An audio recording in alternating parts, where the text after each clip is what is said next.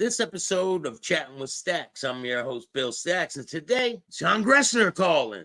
Valley Correctional Facility. This call is not private. It will be recorded and may be monitored. If you believe this should be a private call, please hang up and follow facility instructions to register this number as a private number. To accept this free call, press 1. To refuse this free, thank you for using. You may start the conversation now. But nobody could get to him. So that's what happened with that. Now, John got moved down. After that happened, he went to I unit. Then he went to G unit. They were keeping him locked up in G unit. G unit was like an overflow for ADX, the Administrative and Disciplinary Segregation unit, which was I unit at Marion. And he was in G unit. He didn't really like that. He was trying to, in fact, he was trying to get down to the ADX with us later on, but they weren't moving him. And that's when he got the cancer, and then went down to Springfield, Missouri.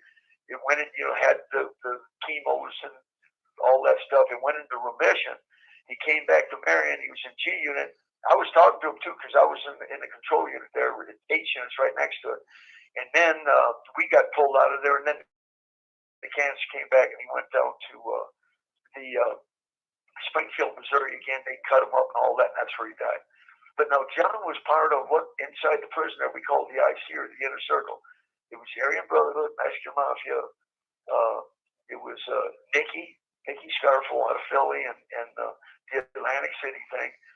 John Gotti, some Crips out of South Central California, some Blacks out of Chicago. And what we did, it was like a table, and we would interact, and we'd do business, and we would keep the bullshit down inside the prisons. So, keep the racial shit down, just keep everything down, all the bullshit down. Well, John, because they do what they do in New York, but they run a lot of union stuff, they got access to a lot of legitimate businesses. So what was going on is we were doing business with them to access businesses for glassware and chemicals for methamphetamine manufacturing.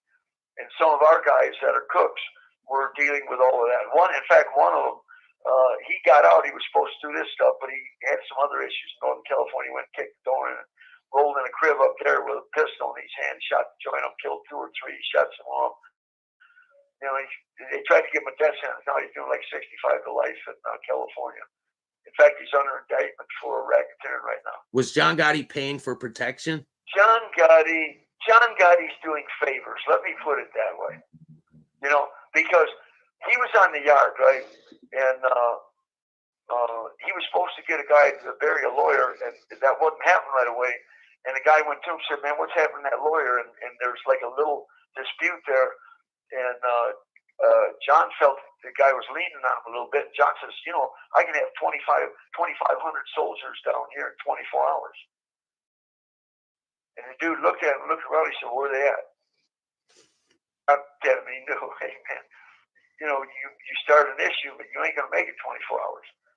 So John knows John's a businessman, and John grew up in the streets, and John knows what time it is. And John ain't no punk, but he knows where he's at, so he knows how to do business, man. So that's what he was doing. And there was a conspiracy by him to pay money. I'm not going to say it was $500,000, but he wanted that black dude. In fact, that black dude got out, went back to the East Coast and killed like a metro station or something. Subway station guard, took his gun, killed him and all that. And I read reports on that later where the cops out there were saying, "Damn, we wish the Aryan Brotherhood would have killed this dude for Gotti because he wouldn't have got out here and killed this cop." Right? What about Sammy the Bull? How was Sammy the Bull able to go so long in prison without anyone doing anything to him? He's on PC. God, he wasn't in general population, bro. No, I know, but so Sammy the Bull keeps talking about this guy Cornfed that was with the Aryan Brotherhood. Can you tell me anything about him? Yeah, Schneider. Yeah, he was AB in California. He was in the shoe for a long time. He was caught up in that pit bull thing, and the pit bull thing where attacked them gals in San Francisco. And killed the woman. Killed one of them and all that. Yeah, so the Cornfed, Turtle, and some other guys got a racketeering case out of Pelican Bay, the shoe in Pelican Bay, because listen, just because you're in the shoe, that don't stop nothing, man. And they're doing what they're doing. You know what I mean? Hey, they run those yards. They run them yards. Allegedly, Corn-Fed put an yards. Aryan Brotherhood tag on Sammy the Bull. He tattooed his arm with an Odin. Sammy is Sammy, right? Listen, Sammy was doing Sammy's thing, man. You know, he's part of that Gambino thing. He's with Gotti. He's doing all that, man. That's his business. Well, when it went bad, they had all them damn tapes out of that Ravenite club and all that shit. Sammy the Bull. So check it out. Sammy the Bull, when he was like at the ADX in Florence, he was in D unit. D unit is called a high security unit. And the way these blocks are built, they're built like an X. Now, if you were to look at the X, you got the two arms up at top, two on the bottom. One arm coming in is the hallway going into the block. The arm on the left going up is A range. In the feds, tiers are called ranges. They got 12 cells, and there's two of them. There's an upper and lower range. Then B range, the one to the right, the top arm going up, that's B range. There's 12 cells on each tier there, too, at the top and bottom. Then the arm on the right going back is C range. There's only 8 cells. That's a short range. 8 cells on upper and lower ranges. Okay. D range is considered a high security block. Most of these PC guys in there, like say the Unabombers and guys like that they aren't going to let out anyhow because they think somebody's going to try to kill them. Even if they wanted to get out, they keep them isolated. And you got guys that are actually checked in there, that are just they're just they can't make it. People are after them. Then you got guys like Tommy was there because he got out of the SAM cells, no human contact cells. So what they did is there was lawsuits from the University of Denver, University of Colorado and Denver, the law school fighting, trying to get him out of solitary confinement. So they moved him into D unit, put him on a short tier with some other people, and but he's never going to get out of there. So Sammy the Bull was over there in D unit on PC because he told on John and did all the stuff he did, right? He had another guy there out of New York named Gas Pipe. He was one of the hitters out of New York and all that with that whole trip. A lot of guys in there that were just in that unit, right? Stuck there in that unit.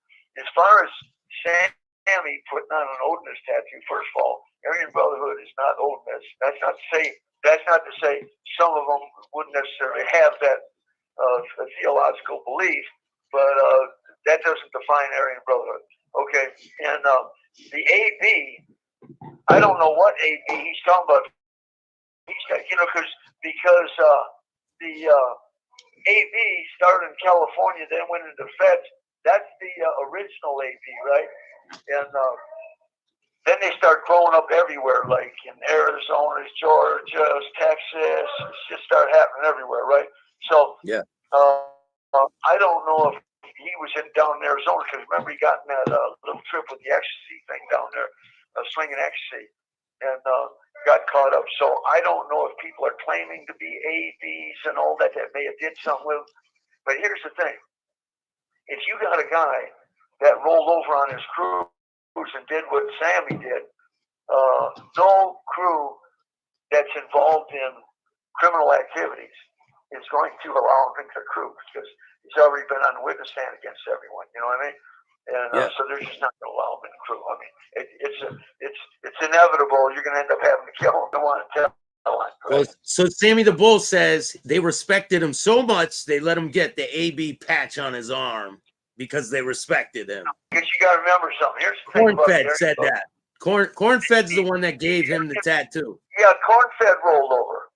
So here's the Corn-Fed's going to get killed too. So here's the thing. They're hiding him out too. See, here's the thing. You got to understand something about the Aryan Brotherhood, how it came into being. That's what I was saying. When back in the days with the social strife and everything going on, it came into the prisons. This is back in the 60s. And what happened is these guys started, indiscriminately attacking white men inside prisons. So we had to form a white self-defense group. If they wouldn't have did that, because it had the direct effect of turning potential allies in their struggle into adversaries. So we didn't want numbers. Most crews try to pull in numbers. They wanted a quantity. we never wanted quantity. We want quality. And because we're coming into being on the battlefield, man, we want killers. We want people that are killers, man, because you don't want a peacenik on the battlefield. You know, you're under gunfire from gun towers and gun rails. And, you know, motherfuckers, you know, assassination crews running around the block. So you don't want somebody on a piece. You want somebody that's with business. So those were the type of people we pulled in. So he may say they respected him so much because he's claiming he was a killer and all that. But you're talking about him going into an organization that's an organization of killers. In fact, the federal government called the Aryan Brotherhood the Brotherhood of Blood and also Murder Incorporated because they are known for a lot of really good friends and good brothers of mine that are basically, you know, they're homicidal maniacs. I had to stop a lot of killers. They were mad at me because I stopped them. They love killing, man. Give them the slightest reason to whack that motherfucker, they're going to kill him. I actually saved lives. I was on the commission, me, Barry Mills, and T.D. Bingham, so I had the authority to stop shit, and I had the authority to stop shit and investigate it because I know how that goes too. We'd be getting wires off the coast all the time. This guy's no good. He's in the hat. He's got to get whacked. I'd say, hold up. I'm going to investigate this shit because it can be with something as simple as they're in a security housing unit. A guy comes in with a bunch of dope, and a dude's in the corner that's been slammed in a little box for 20 years. He doesn't think he's getting a big enough paper of dope, so he's gritting on this dude. He puts him in the hat. He's going to smut him down or whatever, saying he's no good or whatever, and he's got to get hit.